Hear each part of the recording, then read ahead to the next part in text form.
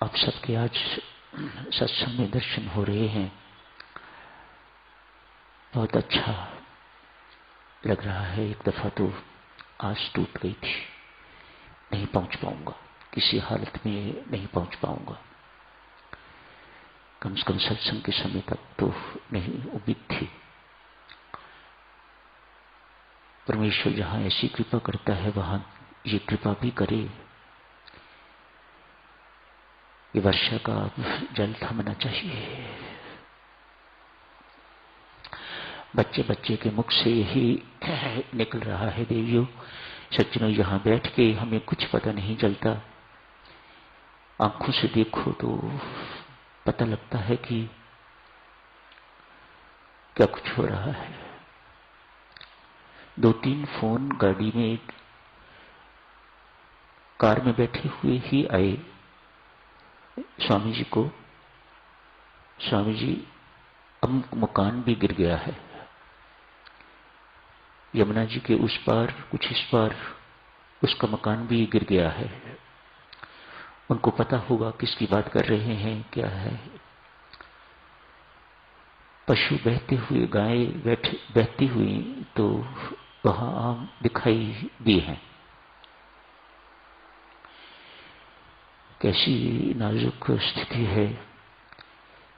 परमेश्वर की बातें परमेश्वर ही जाने। यहां बाढ़ है, वहां कहीं भारत में सूखा भी पड़ा हुआ है। मध्य प्रदेश के कुछ इलाकों में सूखा पड़ा हुआ है। क्या करनी है परमात्मा की, ये वही कर सकता है और कोई नहीं। उस दिन साधक में चर्चा चल रही थी। प्रभु राम लखन से कहते हैं,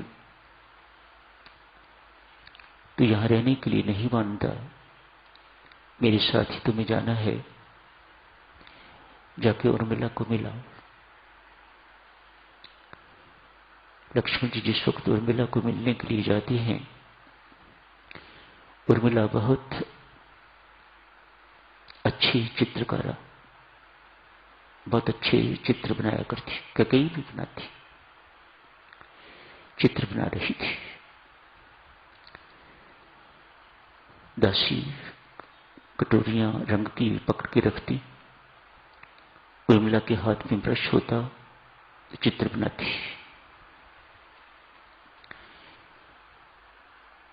लक्ष्मण ने जाके ऊंचे स्वर से आवाज दी, उर्मिले।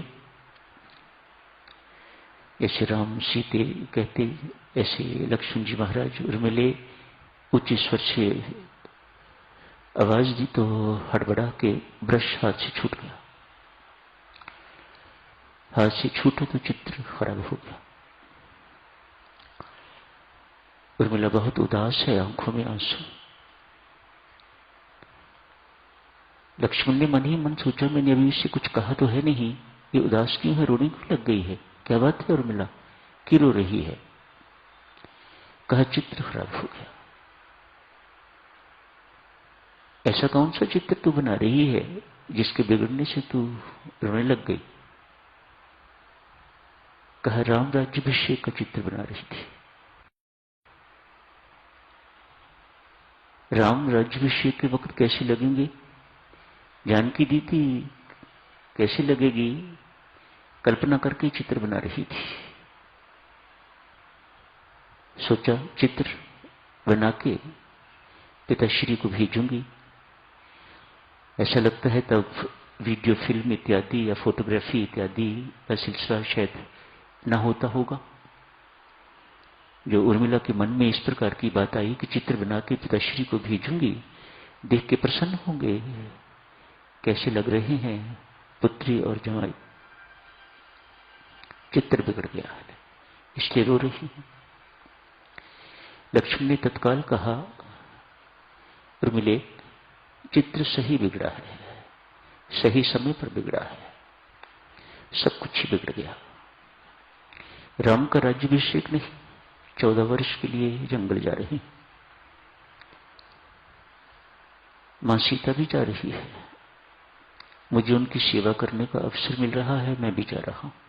मैं तुझे मिलने के लिए आया हूं। अब चित्र बनाना हो तो जंगल जाने का चित्र बनाओ। पीछे से सब संभालना, ध्यान रखना, ये उदास ना हो, वो उदास ना हो, उनकी सेवा करना, ये करना, वो करना। लक्ष्मण सब कर्तव्य उर्मिला को समझा रहे हैं। उर्मिला की आंखों में फिर आंसू, उदासी। अब क्यों रो रही हो? रोके मुझे विदा न करो। तेरे पास तो यहां परिवार है, मेरे पास ऐसे क्षण भी होंगे जब मैं अकेला ही हूंगा। जंगल जाना होगा, जल लाना होगा, इत्यादि इत्यादि। मुझे उस वक्त की तेरी याद ना आए। ये आंसू बहा के मुझे विदाई ना दे उर्मिले। लक्ष्मण की पत्नी होके तेरी आंखों में आंसू। शब्द देखो रामायण जी के। लक्ष्मण की पत्नी होके तेरी आंखों में आंसू। रोके विदाई दोगे मुझे? नहीं। मुस्कुरा के कहा, मैं इसलिए नहीं रो रही कि मुझे आपका वियोग सहना पड़ेगा। फिर क्या बात है, क्यों रो रही है? जानकी दीदी ने जिंदगी में न कभी दुख देखा है, न कभी भोगा है। कैसी है रामायण देवी, एक एक पात्र कैसी है। ये ग्रंथ है तो ये हमारी संस्कृति है। इसे ग्रंथ कहना बहुत छोटी बात है। ये ग्रंथ नहीं है, हमारी संस्कृति है, भारतीय संस्कृति, हिंदू संस्कृति जिसे कहा जाता है। जानकी दीदी ने न कभी दुख देखा है, न भोगा है। लक्ष्मण हाथ जोड़ के पांव पकड़ के इतनी ही विनती करती हूं, मेरी दीदी को संभालना।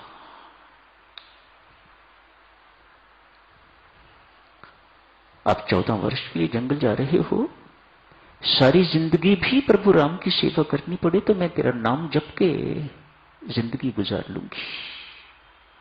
ये उर्मिला के शब्द।